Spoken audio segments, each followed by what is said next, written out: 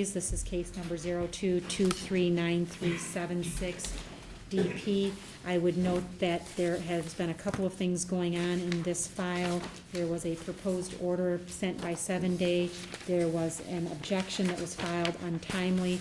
My office did have an opportunity to look at that order, decided that there were some changes that were appropriate from my standpoint. I always do that just to make sure, regardless of whether an objection is filed or not, to ensure that the 7 days that are proposed are consistent with my understanding of what happened on the record. I think you all have gotten copies of those at this time. Is that correct, ma'am?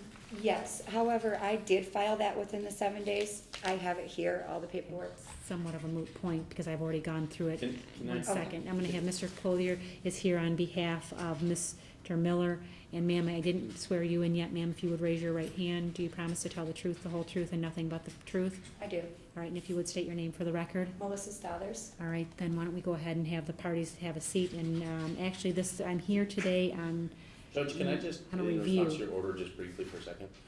I don't have it in front of me right now. Somehow, all my No, I copies filed have the been- objection, and we were here on March 4th. There was an income withholding order that was taken $633, and you ended up submitting an order, an order for the. I mean, I agree with what your recent order said, that there was a guardian litem, but there was a charging income withholding order that I addressed on March 4th that was to stop charging, and there was an order that was erroneously entered that was timely objected to. But there was so whatever review you did, I mean, I think the front of the court has it all down. I'd defer to Mr. Beauchamp, but my client's currently being $633 being taken out of his account.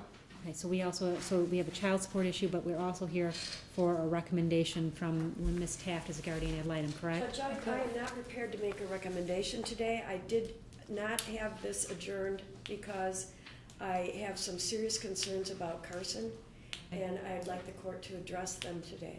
Okay, let me, if you don't mind, deal with child support Right. real quick, because everybody's got an issue right now. And then, and I would note that on the Dunlap matter, so you don't have to keep sitting here all afternoon. Once you're done reviewing them, I'll come back to you, because this might take a few minutes. Just give me a high sign when you're ready, okay? If you're okay, I'll take our order if you want. No, just, I'll come back. All right.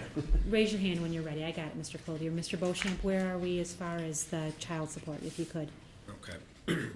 I just want to try to catch myself up here with everything because this is the first time I've been here on this. The original order back in September of 11, I do believe, there was no child support ordered, okay? Then the child... I'm catching up as well. Okay. But my arm is caught on my chair, so I can't move my arm. Sorry about that. Okay. Okay. Sorry, go ahead again. So there was no child support ordered. Then we received a request to start child support back up because the child went on Medicaid with mother. So we looked at the order and there was no ordinary medical split. So when that happens, the front of the court, they have to do a modification to get everything started. Okay. So the front of the court did a modification, and this is how everything started charging. And based on, I do believe it's joint custody, and they came up with $633 per month. Okay. But the original, what we do is we just would start up the ordinary medical split is what would have happened normally if there would have been a ordinary medical split, okay? So there wasn't, so that's why the front of the court did this full-blown modification, child support started, and now there was an objection, and that's kind of where we're at today, I do believe. No, No, incorrect. okay. Okay. So that's, from the friend of the court standpoint, that's your understanding of where Yes, we are. that's my understanding. Because we also have Mr. Miller's motion to change custody. Correct. So I have an issue with child support. I also have a motion to change custody starting February 5, 2013, it looks like is what we have here. So that motion goes back to February 5, 13. It looks like there's an objection to the child support recommendation that was filed on February 1st. The objection to the referee recommendation, okay, so it looks like we've got more than that going on. There was a referee recommendation January 10th received on mail by the 12th that I filed the objection on February 1st. And I think in our pleadings that were up for February 5th, that were prepared on January 18th also put child support into play. That was within the timeline, and then there was like 3 different objections he's made to child support and income withholding orders. Okay, I actually, when I go back, okay, I've got more notes, I've got a lot of notes, and they're all in different pieces of paper. It looks like this is the one I've got the most information on. I have 3 motions going back to February 28th. Defendant mom's objection to the referee recommendation, which was a referee recommendation regarding, She wanted supervised parenting time. It was advocated out by Carolyn Bogner. okay, so that's mom's objection to the referee recommendation regarding mom's request for parenting time. I have plaintiff's objection on the $633 that Mr. Beauchamp was referring to. And then I had dad's petition saying he wants to change custody, alleging that mom has significant mental health issues. At that hearing, I believe back on February 28th is when I then appoint Miss Taft, who at this point has some information but is not ready to make a recommendation, correct? Okay, so why don't we deal with that issue, and then maybe we can kind of figure out where we're gonna go from there. So Ms. Taft, if you don't mind, if you wanna come to the Judge, podium, I what get the I've done best so sound from far there. is spoken to both parents, visited mom's home, seen Carson at school, talked to her school counselor and the co-directors of the Chatfield school that she attends in Lapeer. My main concern is that this child, she's not a child, she's a 14-year-old girl, but this kid has been in psychiatric hospitalizations at least 4, maybe 5 times in the last 2 years. The most recent one was about a month ago. She was there for 10 days. And since then, she has not been in counseling. And Not true. Ma'am, you'll have an opportunity to speak right now. she went to one appointment. This is a kid who needs to be in counseling, desperately needs Who's it. she living with at this point? She lives with her mother. She wishes to continue living with her mother. She's very adamant about that. I have some concerns about her relationship with her dad, but I can tell you that the school told me that last quarter, out of 43 days, she attended class 25. I'm sorry, she missed 25. 10 of those were the hospitalization, but she is not going to school. There's been a truancy issue. I have yet to speak to the truancy officer, but there's been a truancy issue. She was apparently dismissed from CMH in Lapeer because there were some issues about insurance. At least that was how it was presented to me by mother.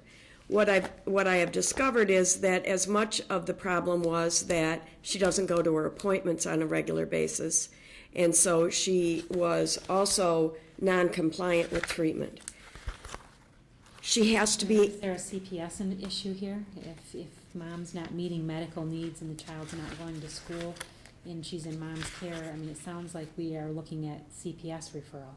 well, I did not make that referral. I thought about it after visiting mom's home, and I thought that I would wait until we met today to let the court know what was going on. But I don't really care what the reason is, why what her health insurance status is.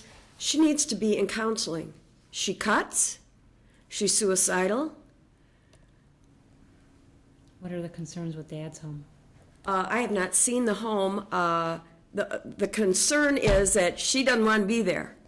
And she has threatened that if she is in her dad's custody, she will either run or she'll hurt herself or something along that line. The people at school are very concerned about her. I don't know whether she's going to pass, which isn't going to help her social and emotional adjustment to school in the least. She has an issue with a boyfriend there that is very problematic, an ex-boyfriend.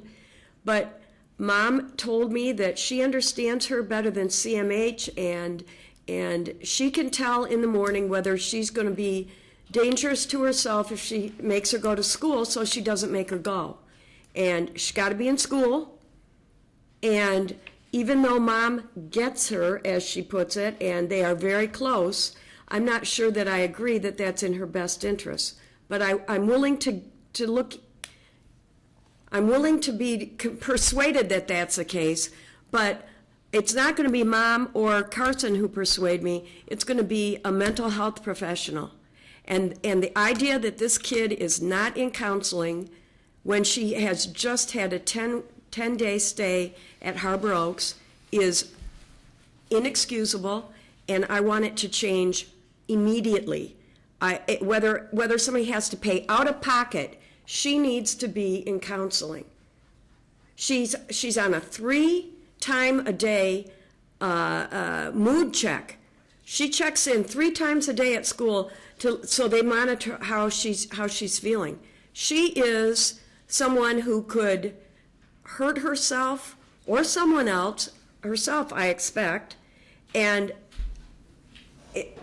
there is no excuse. Mom doesn't work. She should make her full-time job getting that kid into some counseling. All right, let me think about what you had to say. I'm gonna go off the record on this matter and go back to Dunlop real quick. Okay, we have the matter of Dunlop versus Dunlop. If we could switch over, sir, if I could have that.